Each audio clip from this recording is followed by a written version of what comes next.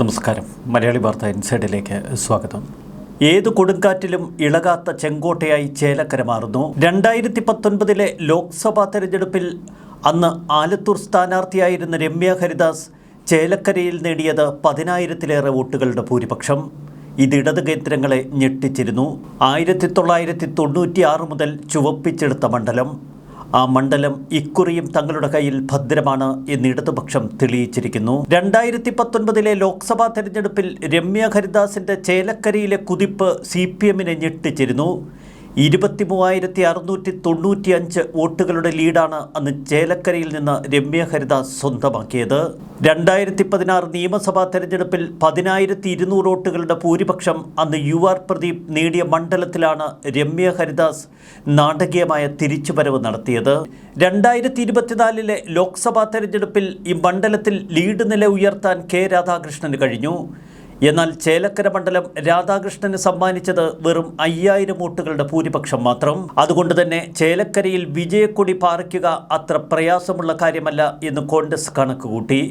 എന്നാൽ കോൺഗ്രസ് ഇക്കുറി ചേലക്കരയിൽ വീണുടഞ്ഞതിൻ്റെ കാരണമെന്ത്?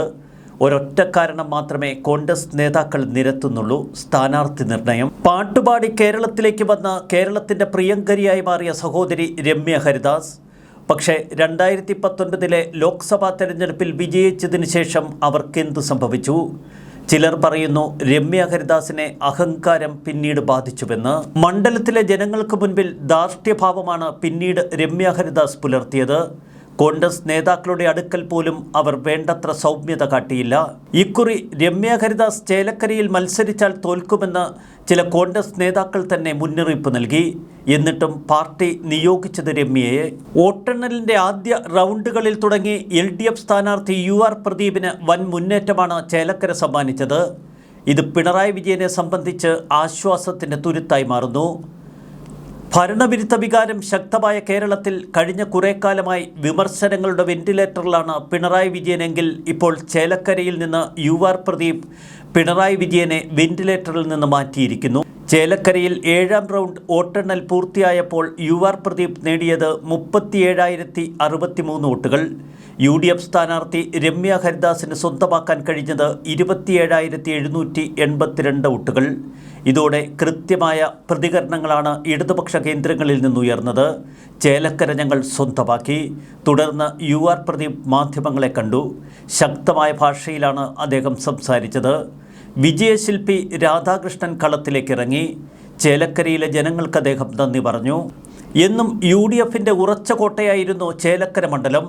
എന്നാൽ 1996 K രാധാകൃഷ്ണൻ എത്തിയതോടെ കളം മാറി. തൻ്റെ തുടർ വിജയങ്ങളിലൂടെ ആ മണ്ഡലം ചുവപ്പിച്ച് K രാധാകൃഷ്ണൻ ഉള്ളം കയ്യിൽ വെച്ച് ആസ്വദിച്ചു. ഒപ്പം നാട്ടുകാരുടെ രാധേട്ടനായി. 96 മുതൽ തുടർച്ചയായി 6 വിജയങ്ങളാണ് ആ മണ്ഡലം CPM സ്ഥാനാർത്ഥികൾക്ക് സമ്മാനിച്ചത്. ചുരുക്കത്തിൽ CPM-ന്റെ പൊന്നാപുരം കോട്ടയായി ചേലക്കര മാറി. തിരുവില്ലാമല, പഴയന്നൂർ, ദേശമംഗലം, കൊണ്ടാഴി, ചേലക്കര, പാഞ്ഞാൾ, വള്ളത്തോൾ നഗർ, മുള്ളൂർക്കര, വരവൂർ എന്നിങ്ങനെ 9 പഞ്ചായത്തുകൾ അടങ്ങിയതാണ് ചേലക്കര നിയമസഭാ മണ്ഡലം. പട്ടികജാതി സംവരണ മണ്ഡലമാണ് തൃശൂർ ജില്ലയിലെ ഈ നിയമസഭാ മണ്ഡലം. K രാധാകൃഷ്ണൻ ലോക്സഭാ സ്ഥാനാർത്ഥിയായി പോയതോടെ മണ്ഡലത്തിൽ ഒരു ഉപതെരഞ്ഞെടുപ്പ് ഉറപ്പായി. അന്ന് CPM-ഉം LDF-ഉം ഒക്കെ മുന്നിൽ കണ്ടത് 2016 ആ മണ്ഡലം നിലനിർത്തിയ UR പ്രദീപ് എന്ന പ്രതിഭയെ. ആലത്തൂരിൽ K രാധാകൃഷ്ണനോട് പരാജയപ്പെട്ട മുൻ MP രമ്യ ഹരിദാസിനെ തന്നെ കോൺഗ്രസ് കളത്തിലിറക്കി. എന്നാൽ അതൊരു പരാജയപ്പെട്ട സ്ഥാനാർത്ഥി നിർണയമാണ് എന്ന് കോൺഗ്രസ് ഇപ്പോൾ തിരിച്ചറിയുന്നു. പിന്നീട് ഇടതുപക്ഷ പ്രസ്ഥാനങ്ങളുടെ മുഴുവൻ ശ്രദ്ധ ചേലക്കരയിലേക്ക് കേന്ദ്രീകരിച്ചു. മുഖ്യമന്ത്രി പിണറായി വിജയൻ പോലും ചിട്ടയോടെ ചേലക്കരയിലെ പ്രവർത്തനങ്ങൾ ഏകോപിപ്പിച്ചു. ചേലക്കര മണ്ഡലം രൂപീകരിച്ചതിന് ശേഷം 1965 മുതൽ 96 വരെ നടന്ന 8 തെരഞ്ഞെടുപ്പുകളിൽ 6 വിജയിച്ചത് കോൺഗ്രസ്. 1967-ലും 82-ലും മാത്രമാണ് മണ്ഡലത്തിൽ ഇടതുപക്ഷ സ്ഥാനാർത്ഥിക്ക് വിജയിക്കാൻ കഴിഞ്ഞത്. എന്നാൽ 96-ൽ K രാധാകൃഷ്ണൻ മണ്ഡലത്തിൽ മത്സരിക്കാനെത്തിയതോടെ മണ്ഡലത്തിൻ്റെ കഥ മാറി. ജനങ്ങൾ K രാധാകൃഷ്ണനോടൊപ്പം തങ്ങളുടെ രാധേട്ടനോടൊപ്പം നിലകൊണ്ടു. അതോടെ മണ്ഡലം ചുവപ്പുകോട്ടയായി. 2016-ൽ രാധാകൃഷ്ണൻ മത്സരത്തിൽ നിന്ന് പിന്മാറിയപ്പോൾ UR പ്രദീപ് പകരം മത്സരിക്കാനെത്തി.